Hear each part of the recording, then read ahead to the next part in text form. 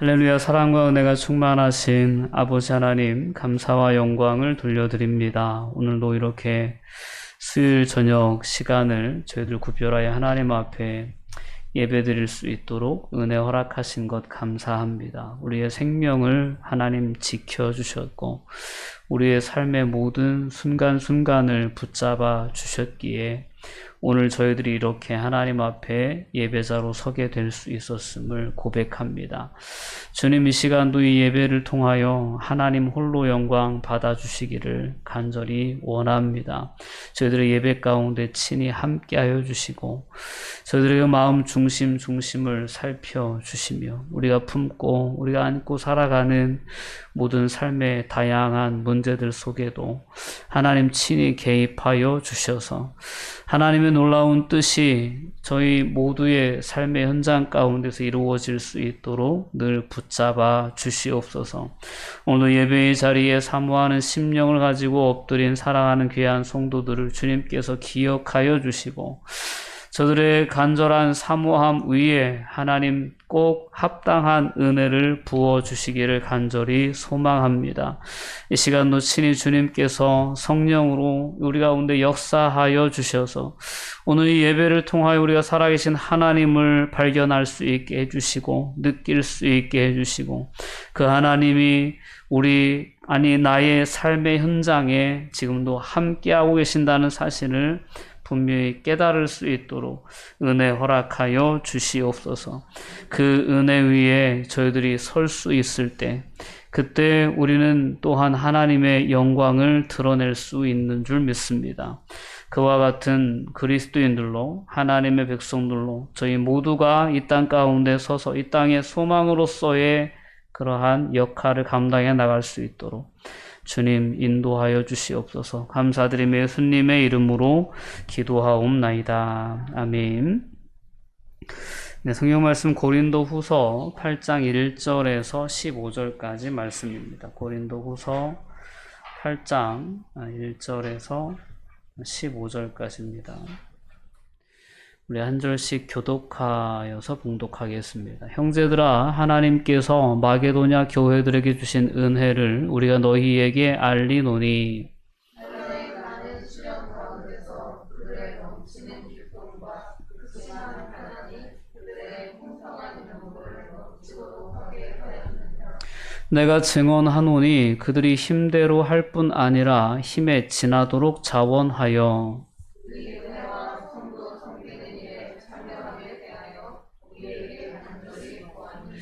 우리가 바라던 것뿐 아니라 그들이 먼저 자신을 주께 드리고 또 하나님의 뜻을 따라 우리에게 주었도다.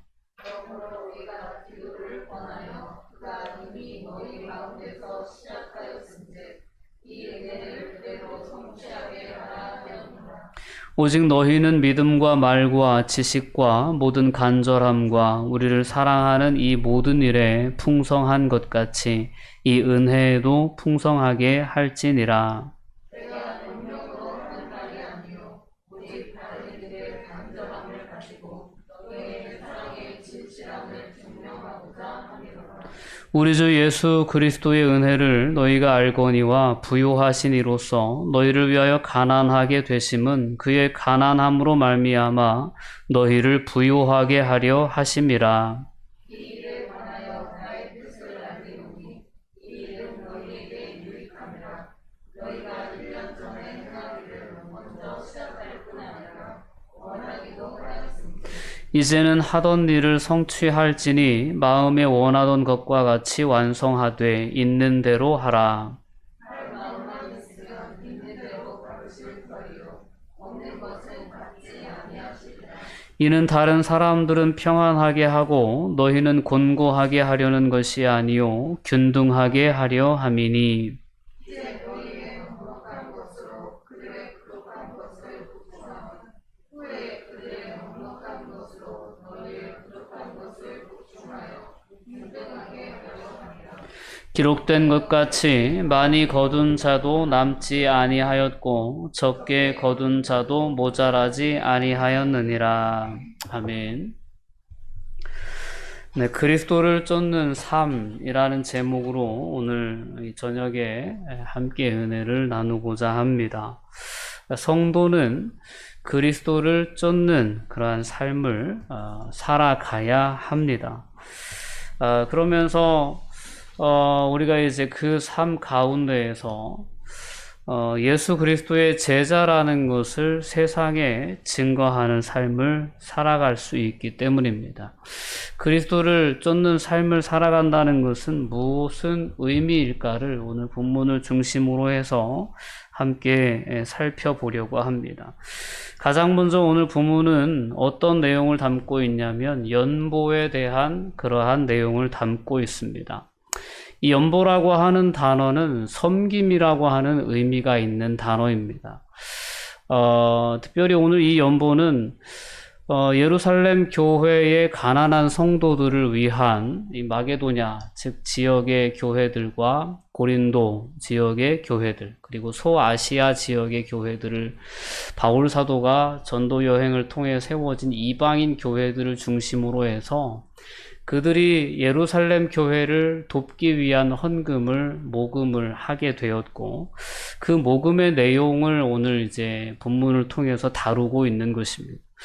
풍성한 연보에 대한 그러한 바람을 가지고 바울 사도는 이제 이방인 교회들에 개척된 그 교회들에게 예루살렘 교회의 어려움을 알리고 그들을 금전적으로 지원하고 도와주는 일에 그들을 동참시키는 그러한 미션을 수행해 나가고 있는 중이었습니다.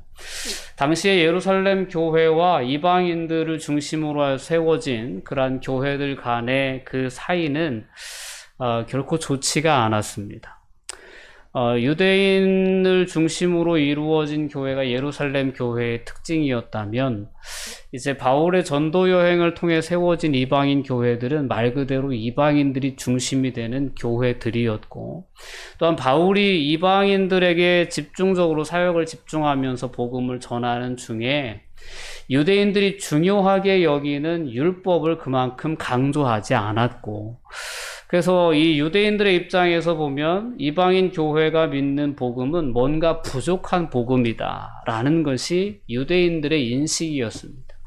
이제 고린도 전후서를 우리가 살펴보고 있는데, 고린도 교회가 갑자기 바울과의 관계가 틀어지고 위기를 맞이하게 된 그 결정적인 원인도 바로 이러한 예루살렘 교회로부터 파송받은 전도자들, 그들이 바울이 전한 복음은 온전하지 않다, 거기에 율법을 더 추가적으로 행해야 된다, 우리의 행위를 강조하는 그러한 어떤 복음이 바울이 이제 고린도 교회를 개척한 이후 이제 고린도 교회에 찾아온 예루살렘 교회의 교사들, 전도자들을 통해서 전해지게 되어서 고린도 교회가 이제 바울을 사도로서의 어떤 권위도 인정하지 않고 그가 전한 오직 예수 그리스도를 믿음으로써만 구원에 이른다라고 하는 이신칭의라고 하는 복음의 내용도 그것이 옳지 않다라고까지 여기게 되는 그 문제가 고린도 교회의 문제였거든요. 근데 이런 어떤 예루살렘 교회와 이방 교회들 간의 그러한 어떤 갈등 관계를 해결해낼 수 있는 그러한 유일한 방법, 유일하다기보다는 그러한 어떤 해결을 위해서 도움이 되고자 했던, 도움이 될 수 있다고 생각했던 부분이 바로 이 연보의 문제입니다. 그래서 이방인 교회들이 예루살렘 교회의 어떤 의미에서는 복음에 빚진 자들로서 이제는 예루살렘 교회가 경제적인 어려움에 처했다는 소식을 듣고 이제는 우리가 경제적인 도움으로 우리가 진 그 빚을 갚자라는 그런 운동이 대대적으로 일어날 수 있었던 거죠. 오늘 본문의 말씀을 보면 고린도 교회에서는 벌써 1년 전부터 예루살렘 교회를 위한 연보가 시작이 되었습니다. 근데 중간에 바울 사도와의 관계가 어색해지고 틀어지고 또 여러 가지 오해와 갈등이 생기는 그러한 어떤 문제가 있었기 때문에 그 연보가 중단되어 있던 상황이었죠. 근데 우리가 지난주에 살펴본 7장에서의 그 말씀 속에서 이제 디도편에 바울 사도가 마지막으로 고린도 교회를 정말 그들이 회심하기를 바라면서 써보냈던 그 눈물의 편지가 고린도 교인들의 마음을 온전히 변화시키는 놀라운 하나님의 은혜로 작용하게 되었고, 그래서 그들이 온전히 회개하고 그 복음에 순종하는 모습으로 돌아서게 되어서 이제 고린도 교회와 바울 사도 간에 쌓였던 오해와 그런 어떤 모든 안 좋은 일들이 다 회복된 상황이거든요. 그 회복된 상황에 회복이 되자마자 바울 사도가 언급했던 것이 바로 이 연보에 대한 주제였던 것입니다. 그래서 7장에 이어진 오늘 8장으로 넘어와 보면 바로 바울 사도가 고린도 교회와의 관계가 회복된 이후에 곧바로 이 예루살렘 교회를 위한 연보의 문제를 다루고 있는 겁니다. 근데 이 연보를 다루면서 가장 먼저 바울 사도가 무슨 얘기를 했냐면 마게도냐에 있는 교회 얘기를 합니다. 마게도냐에 있는 교회, 유럽에 있는 교회인데요. 이 마게도냐에 위치한 그 빌립보 교회나 데살로니가 교회, 이런 교회들이 마게도냐에 있는 그러한 교회들입니다. 자, 이 교회들은 오늘 2절 말씀을 통해서 보면 환란의 많은 시련 가운데에서 그들이 풍성한 연보를 넘치게 하였다라는 것을 고린도 교회에 얘기를 해주는 거예요. 야, 내가 지금 마게도냐에 있는데 이 사람들은 지금 상당히 환란이 많고 시련이 많은데 그런 가운데서도 이 사람들은 예루살렘 교회를 위해서 풍성한 연보를 넘치게 하고 있다. 이거는 하나님의 은혜다라는 거죠. 하나님께서 마게도냐 교회들에게 주신 은혜를 우리가 너희에게 말할 수 있어서 좋다. 지금 그들 안에는 예수 그리스도로부터 받은 바 그 은혜가 너무 감사해서 그 은혜에 감동해서 그 은혜를 어떻게 하면 우리가 함께 살아가는, 함께 신앙생활하는 교회를 섬기는 일에 쓰임받을 수 있을까라는 그런 어떤 간절한 사모함을 가지고 연보를 하고 있다라는 거죠. 오늘 이제 3절과 4절 말씀에 계속 이어서 마게도냐 교회의 연보에 대한 이야기를 합니다. 그들이 힘대로 할 뿐 아니라 힘에 지나도록 자원하여서 예루살렘 교회를 위한 연보에 동참하고 있다라는 것입니다.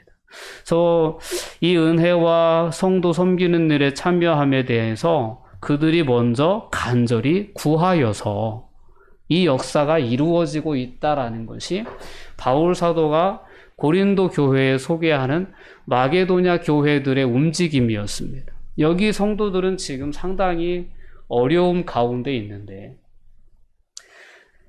그들이 간절히 예루살렘 교회를 돕고자 자원하는 마음으로 풍성한 연보를 하고 있다라는 겁니다. 근데 이러한 마게도냐 교회와는 상대적으로 고린도 교회는 상당히 풍성한 교회였습니다. 오늘 이제 14절 말씀으로 넘어가 보면 고린도 교회에 직접적으로 주는 그러한 권면이 있어요. 이제 너희의 넉넉한 것으로 그들의 부족한 것을 보충함은 후에 그들의 넉넉한 것으로 너희의 부족한 것을 보충하여 균등하게 하려 함이다 라는 표현 가운데에서 바울은 직접적으로 고린도 교회는 지금 넉넉하다라는 표현을 씁니다. 지금 너희의 넉넉함으로 그들의 부족함을 보충할 수 있다면 나중에는 너희들이 부족할 때 그들의 풍성함이 너희의 부족함을 보충해 줄 수 있을 것이다 라는 그러한 논리를 펴면서 고린도 교회가 1년 전에 마음 먹었던 그 예루살렘 교회를 위한 연보를 마무리해 줄 것에 대해서 부탁하는 내용이 오늘 본문의 내용입니다. 오늘 본문의 말씀을 통해서 우리는 다시금 그리스도인으로서 세상을 살아간다는 것이, 그리스도를 쫓는 삶을 살아간다는 것이 어떤 의미인가라는 것을 우리는 분명히 깨달을 수 있습니다. 오늘 마게도냐 교회들에 임한 하나님의 은혜를 바울 사도는 고린도 교회에 전하면서 그들이 극심한 경제적 어려움과 신앙적 핍박에 놓여 있었음에도 불구하고 예루살렘 교회를 위해 풍성한 연보를 할 수 있었던 것은 그들이 예수 그리스도로부터 받은 바 그 큰 은혜가 있었기 때문이다라는 것입니다. 은혜를 받은 자들은 은혜를 받아서 하나님의 자녀가 되었고 내가 어떻게 해서 구원을 받았는지를 온전히 인식하고 깨달은 자들은 그 은혜를 나누어 주고 싶어 하는 것이 당연한 어떤 반응이다라는 것을 오늘 말씀을 통해서, 오늘 마게도냐 교회의 모습들을 통해서 우리가 깨달을 수 있습니다. 그리스도를 쫓는 삶은 그런 의미에서 첫 번째로 나누는 삶입니다. 나누는 삶이야말로 그리스도를 따르는 삶입니다. 오늘 9절 말씀을 보면 우리 주 예수 그리스도의 은혜를 너희가 알거니와 라고 말씀하시면서 부요하신 이로써 너희를 위하여 가난하게 되심은 그의 가난함으로 말미암아 너희를 부요하게 하려 하심이었다라는 거죠. 예수 그리스도의 오심은 우리를 위해서 가난해지신 것입니다. 어떻게 보면 가난의 수준이 아니라 우리를 위해서 자신의 모든 영광과 자신의 생명까지 다 내어주신 분이 예수 그리스도의 어떤 희생이었고 십자가의 어떤 사랑이었다는 것입니다. 오늘 우리가 예수님을 믿는다고 하고 예수님을 따른다, 예수님의 삶을 쫓는 삶을 살겠다라고 다짐할 때 가장 우리가 우선적으로 바라봐야 할 부분이 바로 이 섬김에 대한 부분입니다. 자신의 생명을 내어주시기까지 우리를 섬겨주시고 사랑하신 예수님의 사랑을 우리는 쫓아서 진정 이 땅의 삶을 살아가면서 자원하는 마음과 긍휼히 여기는 마음으로 나눔의 삶을 실천하는 것이 예수 그리스도의 뒤를 따르는 삶이라는 것을 우리가 분명히 깨달을 수 있기를 바랍니다. 이렇게 세상을 살아가면서 그리스도인으로서 세상을 살아가면서 우리가 가장 우선적으로 우리의 삶에 회복해야 할 부분은 바로 나눔에 대한 주제입니다. 오늘 우리는 너무나도 많은 세상의 가치관에 깊이 물들어 있습니다. 많은 사람들이 다 자기의 배만 생각합니다. 자기의 유익만 생각하고 어떻게든 이 세상이 우리에게 제시해 준 더 높은, 더 편안한, 더 안락한 삶을 추구하기 위해서 더 많은 재물이 필요한 그러한 삶을 살아가고 있습니다. 곁에서 보기엔 그 정도 하면 살만한 것 같은데 여전히 그들 나름대로의 또 다른 이상을 설정해 놓고 더 높은 단계로 올라가고자 하는 이상한 그런 어떤 욕망의 바다에 우리가 빠져 있지 않나 싶습니다. 우리가 늘 우리의 삶에 주어진 은혜가 부족하다고 여겨지면 우리는 나눔의 삶을 살아갈 수 없습니다. 그러나 오늘 본문의 증언에 나오는 마게도냐 교인들은 경제적인 어려움에 있었고 신앙적으로도 시련을 당하고 있는 가운데 있었지만 그들은 우리가 도울 수 있게 해달라 스스로 자원하면서 예루살렘 교회를 위해 풍성한 연보를 드렸다라는 것입니다. 이것이 어떻게 가능할 수 있었을까? 그들 안에 예수 그리스도의 은혜가 온전히 경험되어졌기 때문이다라는 것입니다. 우리가 예수 그리스도를 좇는 삶을 살아간다는 것은 예수님이 우리를 위해서 어떤 희생을 치르셨는지를 우리가 제대로 알 때, 오늘 9절의 표현처럼 우리 주 예수 그리스도의 은혜를 너희가 알거니와 부요하신 이로써 너희를 위하여 가난하게 되셨다라는 것입니다. 이 사실을 정말 알게 되고 깨닫게 될 때, 그때 정말 우리는 우리 자신을 헌신하고 드릴 수 있는 그런 헌신의 삶이 시작될 수 있다라는 것입니다. 오늘 예루살렘 교회를 향한 그러한 마게도냐 지역의 그러한 풍성한 연보를 바울 사도는 마치 고린도 교회에 자랑하듯이 그렇게 이야기하면서 그들을 권면하고 있는 것입니다. 오늘 이 권면의 말씀들이 우리가 어느덧 나눔의 정신을 잊어버린 채 그저 나 자신의 삶을 채우는 일에만 급급한 삶을 살아가고 있는 오늘 이 시대의 그리스도인들에게 예수 그리스도를 따르는 삶은 그렇지 않다라는 것을 분명히 오늘 말씀을 통해서 주님은 다시금 우리에게 깨우쳐 주고 계신 것입니다. 채움의 경제관이 아니라 나눔의 경제관을 가지고 우리가 세상을 살아가는 것이 그리스도를 쫓는 삶이구나. 또한 두 번째로 우리가 기억해 봐야 할 것은 그리스도를 쫓는 삶은 자신을 희생하는 삶입니다. 예수님은 다시 말씀 안 드려도 예수님의 희생에 대해서 우리가 모르시는 분은 없을 것입니다. 자신의 생명을 내어주시기까지 그 높고 높은 하나님과 동등됨을 취할 것으로 여기지 아니하시고 그 모든 영광과 그 모든 어떤 권세를 다 내려놓으시고 지극히 연약한 인생으로 이 땅에 오셔서 모든 인류의 죄의 문제를 친히 짊어지시고 십자가에서 죽기까지 자신을 희생하신 그 예수 그리스도의 희생을 우리가 생각할 때 우리는 우리들의 삶을 온전히 하나님께 바치는, 하나님께 헌신하는 그러한 어떤 삶으로 예수 그리스도를 쫓는 삶을 살아가야 될 줄 믿습니다. 오늘 5절 말씀의 표현을 보면 마게도냐 성도들의 삶의 모습이 그렇게 묘사되어 있습니다. 우리가 바라던 것뿐 아니라 그들이 먼저 자신을 주께 드리고 하나님의 뜻을 따라 우리에게 주었도다라고 얘기합니다.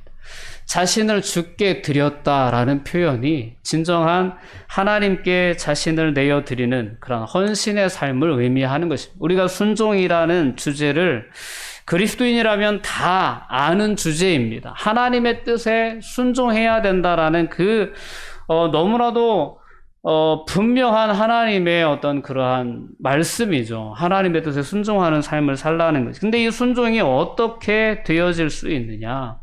정말 하나님께 자신의 삶을 드리고자 하는 그러한 다짐이 없이는 온전한 순종에 이를 수 없다라는 것을 우리는 분명히 기억해야 합니다. 오늘 예수님께서 우리를 살리시기 위해서 치르신 그 희생을 다시 한번 기억해 보면서 우리가 예수 그리스도를 따르는 삶은 바로 자신을 희생하는 삶이라는 것을 우리가 다시금 우리의 마음 가운데 되새길 수 있었으면 좋겠습니다. 우리가 이렇게 연보라고 하는 것을 주제로 해서 예수 그리스도를 쫓는 삶이 어떤 삶인가를 우리가 살펴보고 있는데요. 이건 나누는 삶이고 희생하는 삶이다라는 그러한 말씀을 드렸습니다. 근데 이러한 참된 연보 가운데에는 이러한 진정한 하나님의 은혜에 대한 경험과 그리고 또한 성도들을 향한 사랑의 마음이 없이는 참된 연보에 이를 수 없다라는 것을 우리가 말씀을 통해서 분명히 깨달을 수 있어야 합니다. 가식적인 신앙생활을 할 수가 있어요. 다른 사람의 시선을 의식하면서 살 수 있습니다. 우리의 헌금도 그렇고요. 우리의 구제도 그렇습니다. 어제 저녁에 이제 김용수 집사님 가정에 잠깐 신방을 갔었어요. 너무 많이 안 좋아지셨다고 해서 가서 예배를 드렸는데 그 박숙자 집사님이 말씀을 되게 많이 하시는 거예요. 말씀을 말도 제대로 못하고 횡설수설하고 막 그런다고 해서 제가 찾아뵀는데 너무나도 온전한 정신으로 말씀을 많이 하시는데 그 말씀 가운데 대부분의 취지가 뭐냐면 이런 거예요. 제가 잘못 살았다는 거죠. 내가 잘못 살았고 오랜 시간 동안 신앙생활 한다고 했지만 솔직히 남들 눈을 의식해서 교회를 다녔다라는 겁니다. 남들 눈 의식해서 봉사활동하고 안내위원도 하고 헌금위원도 하고 그런 삶을 살았다는 거예요.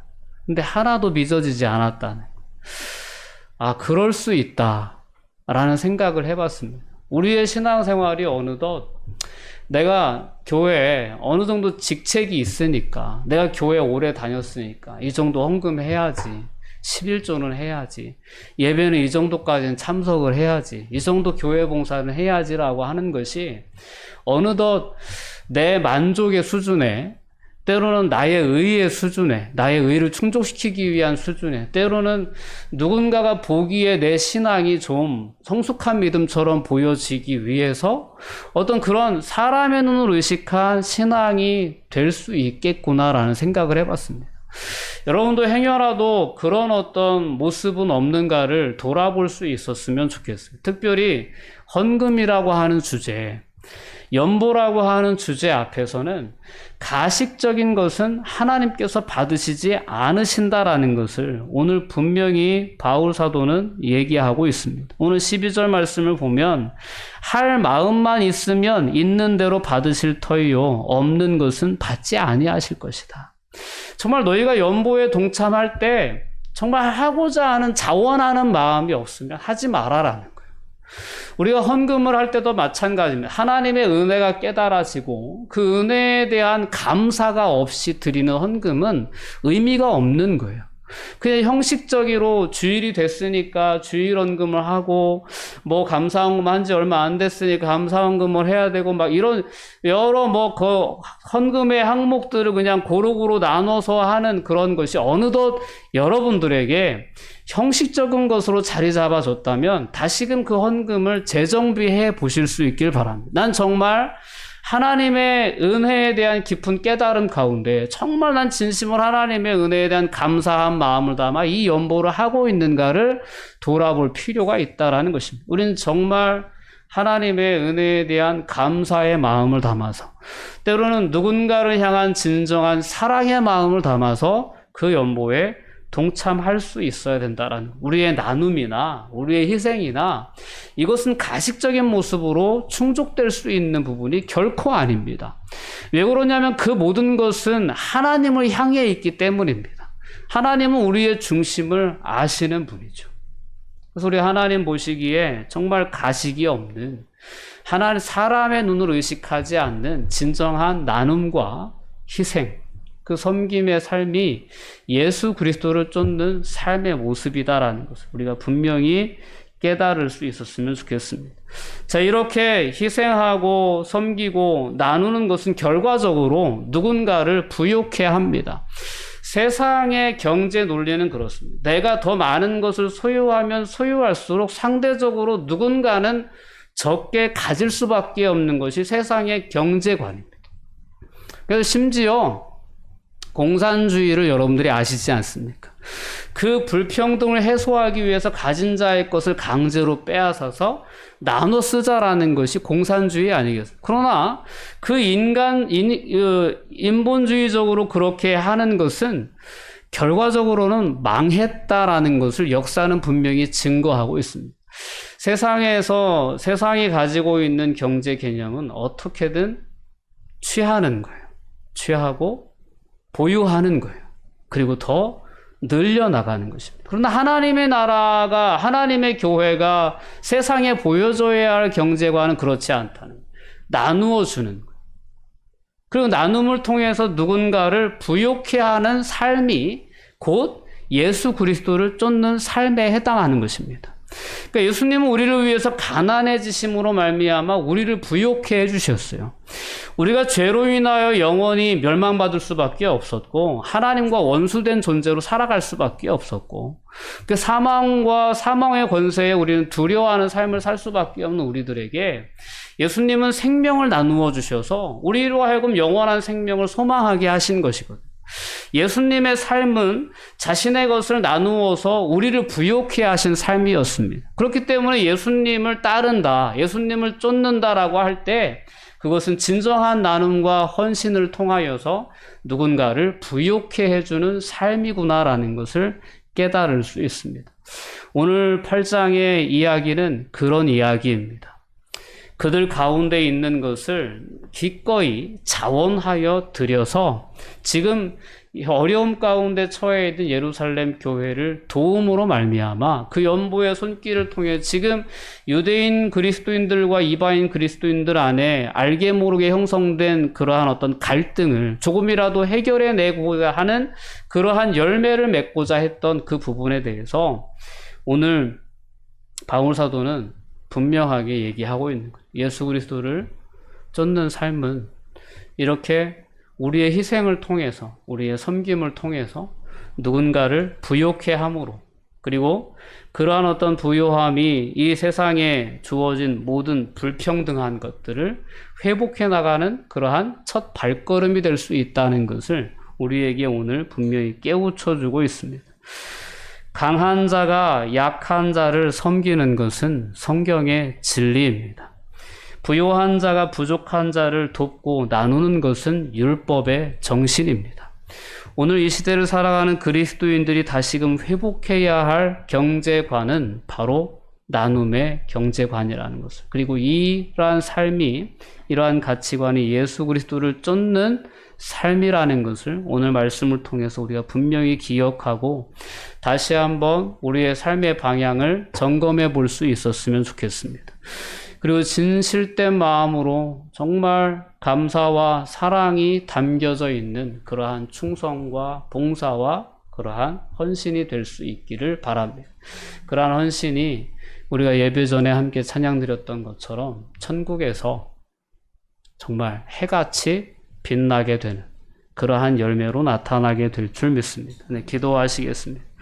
사랑과 은혜가 충만하신 아버지 하나님, 감사와 영광을 돌려드립니다. 하나님, 이 세상을 살아가다 보니 어느덧 우리 그리스도인들의 삶에도 세상적인 채움의 가치관이 얼마나 가득 채워졌는지 모릅니다. 주님, 다시금 오늘 본문의 말씀을 통하여서 우리가 품고 살아가야 할 나눔의 가치관, 희생의 가치관, 그래서 결과적으로는 누군가를 유익해 해주는, 누군가를 부요하게 해주는 그러한 삶의 가치관을 회복할 수 있도록 붙잡아 주시옵소서. 그러한 삶의 가치관이 곧 예수 그리스도를 쫓는 삶의 모습임을 오늘 말씀을 통해 저희들에게 깨우쳐 주셨사오니 다시금 저희들의 삶을 재점검하여 하나님의 기쁨이 되어드리는 삶의 주인공들로 서갈 수 있도록 축복하여 주시옵소서.